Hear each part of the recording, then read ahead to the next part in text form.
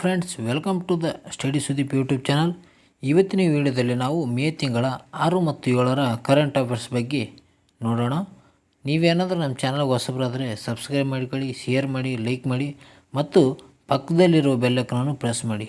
ನಾವು ಅಪ್ಲೋಡ್ ಮಾಡುವ ವಿಡಿಯೋವನ್ನು ಬೇಗನೆ ನೋಟಿಫಿಕೇಷನ್ ಮುಖಾಂತರ ನೋಡಿಕೊಳ್ಳಿ ಫ್ರೆಂಡ್ಸ್.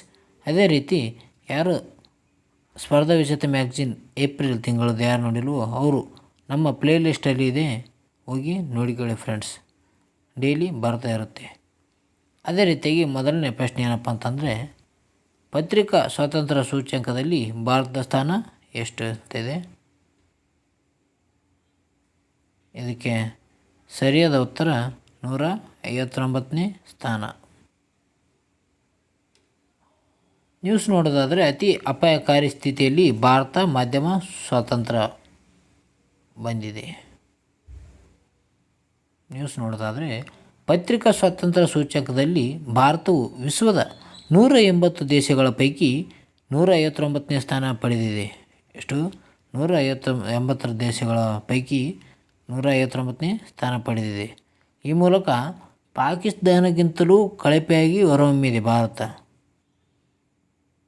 ಪ್ಯಾರಿಸ್ ಮೂಲದ ರಿಪೋರ್ಟರ್ಸ್ ವಿತೌಟ್ ಬಾರ್ಡರ್ಸ್ ಸಂಸ್ಥೆ ಬಿಡುಗಡೆ ಮಾಡಿರುವ 2024ನೇ ಸಾಲಿನ ಜಾಗತಿಕ ಪತ್ರಿಕಾ ಸ್ವಾತಂತ್ರ್ಯ ಸೂಚ್ಯಂಕದಲ್ಲಿ ಪಾಕಿಸ್ತಾನವು 152ನೇ ಸ್ಥಾನ ಪಡೆಯುವ ಮೂಲಕ ಭಾರತಕ್ಕಿಂತಲೂ ಉತ್ತಮ ಸ್ಥಾನ ಗಳಿಸಿದೆ. ಅಂದರೆ ಪಾಕಿಸ್ತಾನ ಪಡೆದಿರೋದು 152ನೇ ಸ್ಥಾನವಾದರೆ ನಮ್ಮ ಭಾರತ ಪಡೆದಿದ್ದರೂ 159ನೇ ಸ್ಥಾನ. ಆದ ಕಾರಣ ಪಾಕಿಸ್ತಾನವು ಭಾರತಕ್ಕಿಂತ ಉತ್ತಮ ಸೂಚ್ಯಂಕವನ್ನು ಹೊಂದಿದೆ. ಇದೇ ವರದಿಯಲ್ಲಿ ಭಾರತಕ್ಕೆ ಕಳೆದ ವರ್ಷ 161ನೇ ಸ್ಥಾನ ಸಿಕ್ಕಿತ್ತು. ಎಷ್ಟು? 2023ರಲ್ಲಿ ಭಾರತಕ್ಕೆ 161ನೇ ಸ್ಥಾನ ಸಿಕ್ಕಿತ್ತು. ಆದರೆ 2024ರಲ್ಲಿ 159ನೇ ಸ್ಥಾನಕ್ಕೆ ಇಳಿದಿದೆ. ಉತ್ತಮ ಪತ್ರಿಕಾ ಸ್ವಾತಂತ್ರ್ಯ ಸೂಚ್ಯಂಕ ಹೊಂದಿರುವ ದೇಶವಾಗಿ ನಾರ್ವೆ ಮೊದಲ ಸ್ಥಾನದಲ್ಲಿ ಪಡೆದಿದೆ. ಅದು ಉತ್ತಮ ಪತ್ರಿಕಾ ಸ್ವಾತಂತ್ರ್ಯ ಹೊಂದಿರುವ ದೇಶವಾಗಿ ನಾರ್ವೆ ಮೊದಲ ಸ್ಥಾನ ಪಡೆದರೆ, ಎರಡನೇ ಸ್ಥಾನವಾಗಿ ಡೆನ್ಮಾರ್ಕ್, ಮೂರನೇ ಸ್ಥಾನ ಸ್ವಿಟ್ಜರ್ಲ್ಯಾಂಡ್ ಕ್ರಮವಾಗಿ 2-3 ಸ್ಥಾನ ಪಡೆದಿದೆ. ಪೂರ್ವ ಆಫ್ರಿಕಾದ ಎರಿತ್ರಿಯಾ ದೇಶ 180ನೇ ಸ್ಥಾನ ಪಡೆಯುವ ಮೂಲಕ ಪತ್ರಿಕಾ ಸ್ವಾತಂತ್ರ್ಯ ಸೂಚ್ಯಂಕಕ್ಕೆ ಅತ್ಯಂತ ಕೆಟ್ಟ ವಾತಾವರಣ ಇರುವ ದೇಶ ಎಂಬ ಕುಖ್ಯಾತಿ ಗುರಿಯಾಗಿದೆ. ಯಾವುದು? ಎರಿಟ್ರಿಯಾ. ಇದು ಪೂರ್ವ ಆಫ್ರಿಕಾದಲ್ಲಿ ಇರುವ ದೇಶವಾಗಿದೆ. ಇದು 180ನೇ ಸ್ಥಾನವನ್ನು ಪಡೆದಿದೆ. ಅದೇ ರೀತಿಯಾಗಿ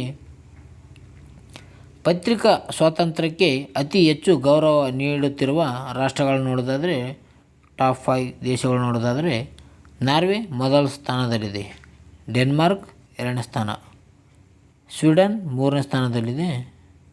ಅದೇ ರೀತಿಯಾಗಿ ನೆದರ್ಲ್ಯಾಂಡ್ 4ನೇ ಸ್ಥಾನದಲ್ಲಿದೆ. 5ನೇ ಸ್ಥಾನದಲ್ಲಿ ಫಿನ್ಲ್ಯಾಂಡ್ ಇದೆ ಫ್ರೆಂಡ್ಸ್. ಅದೇ ರೀತಿಯಾಗಿ ಪತ್ರಿಕಾ ಸ್ವಾತಂತ್ರ್ಯ ಅಪಾಯದಲ್ಲಿರುವ ರಾಷ್ಟ್ರಗಳು ನೋಡೋದಾದರೆ, 180ನೇ ಸ್ಥಾನದಲ್ಲಿ ಎರಿಟ್ರಿಯಾ ದೇಶವಿದೆ. ಯಾವುದು? ಎರಿಟ್ರಿಯಾ ದೇಶ 180ನೇ ಸ್ಥಾನದಲ್ಲಿದೆ. 179ನೇ ಸ್ಥಾನದಲ್ಲಿ ಸಿರಿಯಾ ಇದೆ. ಯಾವುದು? ಸಿರಿಯಾ. 178ನೇ ಸ್ಥಾನದಲ್ಲಿ ಅಫ್ಘಾನಿಸ್ತಾನ, 177ರಲ್ಲಿ ಉತ್ತರ ಕೊರಿಯಾ, 176ರಲ್ಲಿ ಇರಾನ್ ದೇಶ ಇದೆ ಫ್ರೆಂಡ್ಸ್.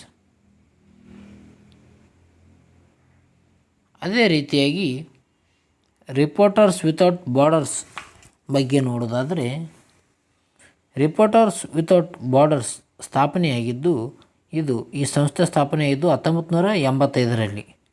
ಇದರ ಕೇಂದ್ರ ಕಚೇರಿ ಎಲ್ಲಿದೆಪ್ಪ ಅಂತಂದರೆ ಪ್ಯಾರಿಸ್ನಲ್ಲಿದೆ. ಈ ಪ್ಯಾರಿಸ್ ಕಂಡುಬರೋದು ಫ್ರಾನ್ಸ್ ದೇಶದಲ್ಲಿ. ಅದೇ ರೀತಿಯಾಗಿ ಇದರ ಮಹಾನಿರ್ದೇಶಕರು ಯಾರಿದ್ದಾರಪ್ಪ ಅಂತಂದರೆ ಕ್ರಿಸ್ಟೋಫ್ ಡೆಲೋಯರ್. ಯಾರು? ಕ್ರಿಸ್ಟೋಫ್ ಡೆಲೋಯರ್ ಅವರು ರಿಪೋರ್ಟರ್ಸ್ ವಿತೌಟ್ ಬಾರ್ಡರ್ಸ್ನ ಮಹಾನಿರ್ದೇಶಕರಾಗಿದ್ದಾರೆ. ಇದರ ಸ್ಥಾಪಕರು ಯಾರಪ್ಪ ಅಂತಂದರೆ ರಾಬರ್ಟ್ ಮೆನಾರ್ಡ್ ಅವರು ರಿಪೋರ್ಟರ್ಸ್ ವಿತೌಟ್ ಬಾರ್ಡರ್ಸ್ನ ಸ್ಥಾಪಕರಾಗಿ ಇದ್ದಾರೆ ಫ್ರೆಂಡ್ಸ್.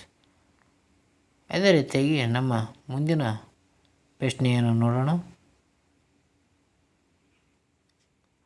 ಮುಂದಿನ ಪ್ರಶ್ನೆ ನೋಡೋದಾದರೆ, ಪನಮ ದೇಶದ ಅಧ್ಯಕ್ಷರಾಗಿ ಆಯ್ಕೆಯಾದವರು ಯಾರು? ಇದಕ್ಕೆ ಸರಿಯಾದ ಉತ್ತರ options B, Jose Raul Mulino. Jose Raul Mulino ಅವರು ಪನಮ ದೇಶದ ಅಧ್ಯಕ್ಷರಾಗಿದ್ದಾರೆ. ನೋಡೋದಾದರೆ 6 ತಿಂಗಳಷ್ಟೇ ಹಿಂದಷ್ಟೇ ರಾಜಕೀಯ ನಿವೃತ್ತಿಯನ್ನು ಹೊಂದಿರುವ ಇವರು ಓಸೆ ರೌಲ್ ಮೊಲಿನೋ ಅವರು ಇದೀಗ ಪನಮ ದೇಶದ ಅಧ್ಯಕ್ಷರಾಗಿ ಆಯ್ಕೆಯಾಗಿದ್ದಾರೆ. ಯಾರು? 6 ತಿಂಗಳ ಹಿಂದಷ್ಟೇ ಇವರು ರಾಜಕೀಯಕ್ಕೆ ನಿವೃತ್ತಿ ಹೇಳಿದ್ದರು. ಆದರೆ ಓಸೆ ರೌಲ್ ಮೊಲಿನೋ ಅವರು ಮತ್ತೆ ಪನಮ ದೇಶದ ಅಧ್ಯಕ್ಷರಾಗಿ ಆಯ್ಕೆಯಾಗಿದ್ದಾರೆ. ವೃತ್ತಿಯಲ್ಲಿ ವಕೀಲರಾದ 64 ವರ್ಷದ ಓಸೆ ಅವರು 2009ರಿಂದ 2014ರವರೆಗೆ ಅಂದಿನ ಅಧ್ಯಕ್ಷ ರಿಕಾರ್ಡೋ ಮಾರ್ಟಿನೆಲ್ಲಿ ಅವರ ಆಡಳಿತದಲ್ಲಿ ಭದ್ರತಾ ಸಚಿವರಾಗಿದ್ದರು. ಯಾರ ಆಡಳಿತದಲ್ಲಿ? ರಿಕಾರ್ಡೋ ಮಾರ್ಟಿನೆಲ್ಲಿ ಅವರ ಆಡಳಿತದಲ್ಲಿ ಇವರು ಭದ್ರತಾ ಸಚಿವರಾಗಿದ್ದರು. ಈಗ ಪನಮ ದೇಶದ ಅಧ್ಯಕ್ಷರಾಗಿ ಓಸೆ ರೌಲ್ ಮೊಲಿನೋ ಅವರು ಆಯ್ಕೆಯಾಗಿದ್ದಾರೆ. ಪನಮ ದೇಶ ನೋಡೋದಾದರೆ, ಪನಮ ದೇಶದ ರಾಜಧಾನಿ ಪನಮ ನಗರ ಅಂತಾಗಿದೆ. ಪನಮ ದೇಶದ ಅಧ್ಯಕ್ಷರು ಯಾರಪ್ಪ ಅಂತಂದರೆ ಲಾರೆಂಟೆನೋ ಕಾರ್ಟಿಜೋ. ಇವರು ಓಲ್ಡ್ ಅನಿಸುತ್ತೆ ಫ್ರೆಂಡ್ಸ್. ಲಾರೆಂಟೆನೋ ಕಾರ್ಟಿಜೋ ಅವರು ಪನಮ ದೇಶದ ಅಧ್ಯಕ್ಷರು. ಉಪಾಧ್ಯಕ್ಷರು ನೋಡೋದಾದರೆ ಜೋಸ್ ಗೇಬ್ರಿಯಲ್ ಕ್ಯಾರಿಜೋ. ಅದೇ ರೀತಿಯಾಗಿ ಪನಮ ದೇಶದ ಕರೆನ್ಸಿ ಬಾಲ್ಬೋವಾ. ಫ್ರೆಂಡ್ಸ್, ಇದನ್ನು ನಾನು ಗೂಗಲಲ್ಲಿ ಸರ್ಚ್ ಮಾಡಿ ನೋಡಿದ್ದೇನೆ. ಅದೇ ರೀತಿಯಾಗಿ ನಿಮಗೇನಾದರೂ ಮಿಸ್ಟೇಕ್ ಕಂಡ್ರೆ ಒಂದ್ಸಲ ನೀವು ಕೂಡ ಸರ್ಚ್ ಮಾಡಿ ಫ್ರೆಂಡ್ಸ್. ಅದೇ ರೀತಿಯಾಗಿ ಮುಂದಿನ ಪ್ರಶ್ನೆ ನೋಡೋಣ. ಮ್ಯಾಡ್ರಿಡ್ ಓಪನ್ ಟೆನ್ನಿಸ್ ಟೂರ್ನಿಯಲ್ಲಿ ಪುರುಷರ ಸಿಂಗಲ್ಸ್ ಚಾಂಪಿಯನ್ ಆದವರು ಯಾರು ಅಂತ ಇದೆ. ಇದಕ್ಕೆ ಸರಿಯಾದ ಉತ್ತರ ಆಂಡ್ರೆ ರುಬೇವಾ ಅವರು. ಆಂಡ್ರೆ ರುಬೇವಾ ಅವರು ಮ್ಯಾಡ್ರಿಡ್ ಓಪನ್ ಪುರುಷರ ಸಿಂಗಲ್ಸ್ನಲ್ಲಿ ಪ್ರಶಸ್ತಿಯನ್ನು ಗೆದ್ದಿದ್ದಾರೆ. ನ್ಯೂಸ್ ನೋಡೋದಾದರೆ, ಮೊದಲ ಸೆಟ್ ಸೋಲಿನಿಂದ ಚೇತರಿಸಿಕೊಂಡ ಆಂಡ್ರೆ ರುಬೇವ್ ಮ್ಯಾಡ್ರಿಡ್ ಓಪನ್ ಪ್ರಶಸ್ತಿಯನ್ನು ಗೆದ್ದುಕೊಂಡಿದ್ದಾರೆ. ಯಾರು? ಆಂಡ್ರೆ ರುಬೇವ್ ಅವರು ಮ್ಯಾಡ್ರಿಡ್ ಓಪನ್ ಪ್ರಶಸ್ತಿಯನ್ನು ಗೆದ್ದುಕೊಂಡಿದ್ದಾರೆ. ಈ ಮೂಲಕ 2ನೇ ಬಾರಿ ಮಾಸ್ಟರ್ಸ್ 1000 ಪ್ರಶಸ್ತಿಯನ್ನು ತನ್ನದಾಗಿಸಿಕೊಂಡಿದ್ದಾರೆ.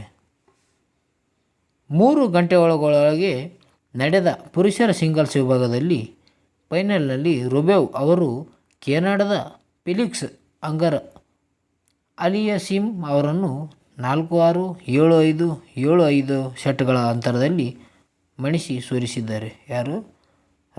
ಗೆದ್ದವರು ಆಂಡ್ರೆ ರುಬೇವ್ ಅವರು. ಆದರೆ ರನ್ನರ್ ಅಪ್ ಆದವರು ಕೆನಡಾದ ಫೆಲಿಕ್ಸ್ ಅಂಗರ್ ಅಲಿಯಸಿಮ್ ಅವರು. ಇವರು ಕೆನಡಾ ದೇಶದವರು ರನ್ನರ್ ಅಪ್ ಆಗಿದ್ದಾರೆ. ಗೆದ್ದವರು ಆಂಡ್ರೆ ರುಬೇವ್ ಅವರು. ಅದೇ ರೀತಿಯಾಗಿ ಮುಂದಿನ ಪ್ರಶ್ನೆಗೆ ಹೋಗೋಣ. ಭಾರತದ ಪರ T20 ಕ್ರಿಕೆಟ್ಗೆ ಪಾದಾರ್ಪಣೆಗೈದ ಹಿರಿಯ ಆಟಗಾರ್ತಿ ಯಾರು?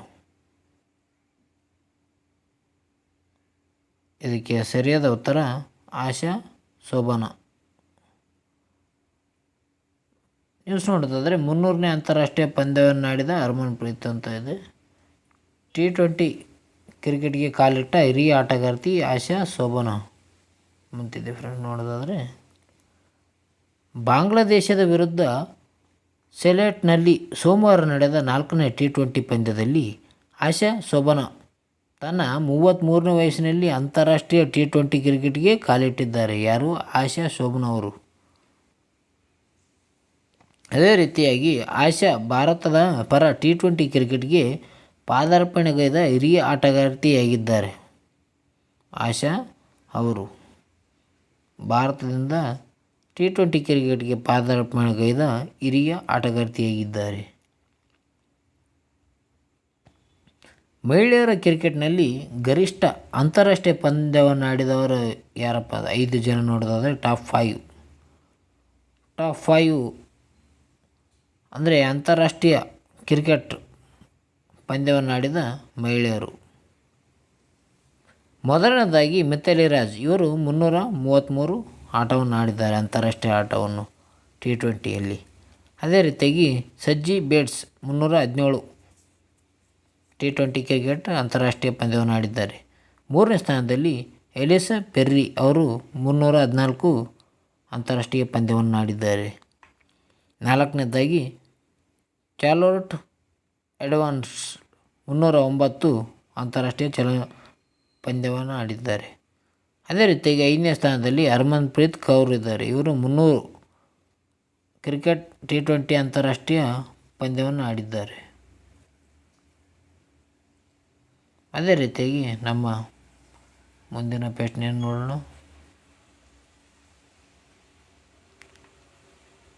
ಮಂಗಳೂರು ಅಂತಾರಾಷ್ಟ್ರೀಯ ವಿಮಾನ ನಿಲ್ದಾಣ ಯಾವಾಗ ಪ್ರಾರಂಭವಾಯಿತು? ಮಂಗಳೂರು ಅಂತಾರಾಷ್ಟ್ರೀಯ ವಿಮಾನ ನಿಲ್ದಾಣ ಯಾವಾಗ ಪ್ರಾರಂಭವಾಯಿತು ಅಂತ ಕೇಳಿದ್ದಾರೆ. ನೋಡೋದಾದರೆ ಇದಕ್ಕೆ ಸರಿಯಾದ ಉತ್ತರ ಆಪ್ಷನ್ಸ್ ಬಿ, 1951ರಲ್ಲಿ ಮಂಗಳೂರು ಅಂತಾರಾಷ್ಟ್ರೀಯ ವಿಮಾನ ನಿಲ್ದಾಣವು ಪ್ರಾರಂಭವಾಗಿದೆ. ನ್ಯೂಸ್ ನೋಡೋದಾದರೆ ಮಂಗಳೂರು ವಿಮಾನ ನಿಲ್ದಾಣಕ್ಕೆ ಪ್ರತಿಷ್ಠಿತ ಅಪೆಕ್ಸ್ ಇಂಡಿಯಾ ಪ್ಲಾಟಿನಂ ಪ್ರಶಸ್ತಿಯನ್ನು ಕೊಡಲಾಗಿದೆ. ನ್ಯೂಸ್ ನೋಡೋದಾದರೆ ಅಪೆಕ್ಸ್ ಇಂಡಿಯಾ ಫೌಂಡೇಶನ್ ನೀಡುವ 8ನೇ Apex India occupational health and safety award 2023 ಸಮಾರಂಭದಲ್ಲಿ ಮಂಗಳೂರು ಅಂತಾರಾಷ್ಟ್ರೀಯ ವಿಮಾನ ನಿಲ್ದಾಣವು ಪ್ಲಾಟಿನಂ ಪ್ರಶಸ್ತಿಗೆ ಭಾಜನವಾಗಿದೆ. ಯಾವುದು? ಮಂಗಳೂರು ಅಂತಾರಾಷ್ಟ್ರೀಯ ವಿಮಾನ ನಿಲ್ದಾಣ. ಇದು 8ನೇ ಅಪೆಕ್ಸ್ ಇಂಡಿಯಾ ಆಕ್ಯುಪೇಷನ್ನಲ್ಲಿ ಸಮಾರಂಭದಲ್ಲಿ ಅಂತಾರಾಷ್ಟ್ರೀಯ ಪ್ಲಾಟಿನಂ ಪ್ರಶಸ್ತಿಗೆ ಭಾಜನವಾಗಿದೆ. ಈ ಪ್ರಶಸ್ತಿಯು ತನ್ನ ಉದ್ಯೋಗಿಗಳಿಗೆ ಔದ್ಯೋಗಿಕ ಆರೋಗ್ಯ ಮತ್ತು ಸುರಕ್ಷತೆಯ ಅತ್ಯುನ್ನತ ಮಾನದಂಡಗಳನ್ನು ಕಾಪಾಡುವ ವಿಮಾನ ನಿಲ್ದಾಣದ ಬದ್ಧತೆಯ ಪ್ರಮಾಣೀಕವಾಗಿದೆ. ಇದು ಆರೋಗ್ಯ ಆಗಿರ್ಬೋದು ಮತ್ತು ಸುರಕ್ಷತೆ ಮಾನದಂಡಗಳನ್ನು ಕಾಪಾಡಿಕೊಳ್ಳುವಲ್ಲಿ ಈ ವಿಮಾನ ನಿಲ್ದಾಣವು ಪ್ರಾಮಾಣಿಕವಾಗಿದೆ. ಆದ ಕಾರಣ ಪ್ಲಾಟಿನಂ ಪ್ರಶಸ್ತಿಗೆ ಭಾಜನವಾಗಿದೆ. ಯಾವುದು? ಮಂಗಳೂರು ಅಂತಾರಾಷ್ಟ್ರೀಯ ವಿಮಾನ ನಿಲ್ದಾಣ. ಅದೇ ರೀತಿ ಮುಂದಿನ ಪ್ರಶ್ನೆ ನೋಡೋಣ. 2024ರ ಮನುಶ್ರೀ ದತ್ತಿ ಪ್ರಶಸ್ತಿಗೆ ಆಯ್ಕೆಯಾದವರು ಯಾರು? ಇದಕ್ಕೆ ಸರಿಯಾದ ಉತ್ತರ ಆಪ್ಷನ್ ಸಿ, ಪ. ರಾಮಕೃಷ್ಣ ಶಾಸ್ತ್ರಿ. ನ್ಯೂಸ್ ನೋಡೋದಾದರೆ ಬರಹಗಾರ ಪ. ರಾಮಕೃಷ್ಣ ಶಾಸ್ತ್ರಿಗೆ ಮನುಶ್ರೀ ಪ್ರಶಸ್ತಿ. ಕನ್ನಡ ಸಾಹಿತ್ಯ ಪರಿಷತ್ತು ಕೊಡಮಾಡುವ 2024ನೇ ಸಾಲಿನ ಮನೋಹರಿ ಪಾರ್ಥಸಾರಥಿ ಮನುಶ್ರೀ ದತ್ತಿ ಪ್ರಶಸ್ತಿಗೆ ಹಿರಿಯ ಲೇಖಕ ಆಗಿರುವ ಪ. ರಾಮಕೃಷ್ಣ ಶಾಸ್ತ್ರಿ ಅವರನ್ನು ಆಯ್ಕೆ ಮಾಡಲಾಗಿದೆ. ಯಾರನ್ನು? ಶ್ರೀ ರಾಮಕೃಷ್ಣ ಶಾಸ್ತ್ರಿ ಅವರನ್ನು ಮನುಶ್ರೀ ದತ್ತಿ ಪ್ರಶಸ್ತಿಗೆ ಆಯ್ಕೆ ಮಾಡಲಾಗಿದೆ 2024ರಲ್ಲಿ. ಪರಿಷತ್ನಲ್ಲಿ ಮನೋಹರಿ ಪಾರ್ಥಸಾರಥಿ ಅವರು ಈ ದತ್ತಿ ಪ್ರಶಸ್ತಿ ಸ್ಥಾಪಿಸಿದ್ದಾರೆ. ಕನ್ನಡ ಸಾಹಿತ್ಯದಲ್ಲಿ ಮಹತ್ವದ ಸೇವೆ ಸಲ್ಲಿಸಿದ ಬರಹಗಾರರಿಗೆ ಈ ಪ್ರಶಸ್ತಿ ನೀಡಿ ಗೌರವಿಸಲಾಗುತ್ತದೆ. ಯಾರಿಗೆ? ಕನ್ನಡ ಸಾಹಿತ್ಯದಲ್ಲಿ ಮಹತ್ವದ ಸೇವೆ ಸಲ್ಲಿಸಿದ ಬರಹಗಾರರಿಗೆ ಈ ಪ್ರಶಸ್ತಿಯನ್ನು ನೀಡಲಾಗುತ್ತದೆ. ವಿವಿಧ ಪ್ರಕಾರಗಳಲ್ಲಿ ಇವರ 104 ಕೃತಿಗಳು ತುಳು ಮತ್ತು ಕನ್ನಡ 2 ಭಾಷೆಗಳಲ್ಲಿ ಪ್ರಕಟಣೆಗೊಂಡಿವೆ. ಎಷ್ಟು? ಶ್ರೀ ಪ. ರಾಮಕೃಷ್ಣ ಶಾಸ್ತ್ರಿ ಅವರ 104 ಕೃತಿಗಳು ತುಳು ಮತ್ತು ಕನ್ನಡ 2 ಭಾಷೆಗಳಲ್ಲಿ ಪ್ರಕಟಣೆಗೊಂಡಿವೆ.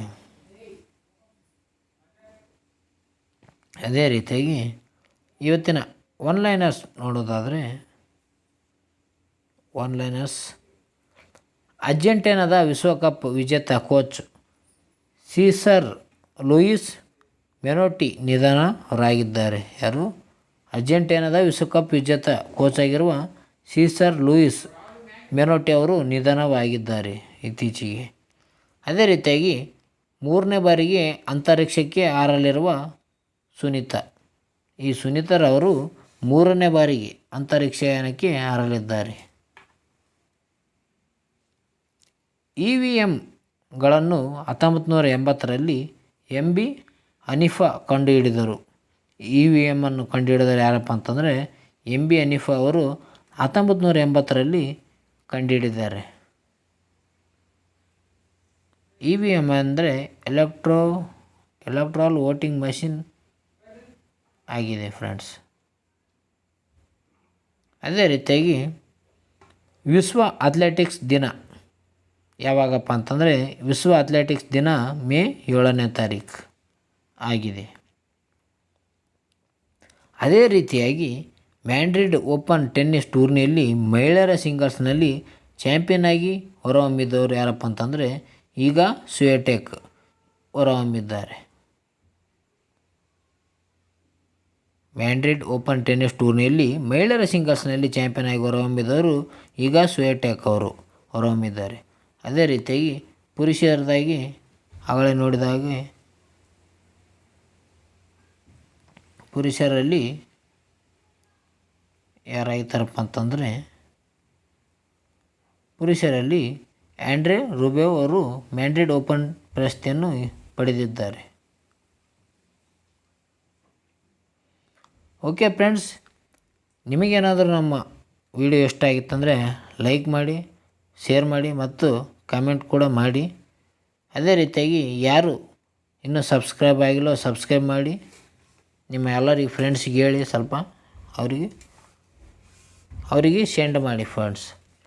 ಓಕೆ ಫ್ರೆಂಡ್ಸ್, ಇವತ್ತಿನ ವಿಡಿಯೋದಲ್ಲಿ ಇಷ್ಟೇ. ಇನ್ನು ಮುಂದಿನ ವಿಡಿಯೋದಲ್ಲಿ ಸಿಗೋಣ. Bye friends.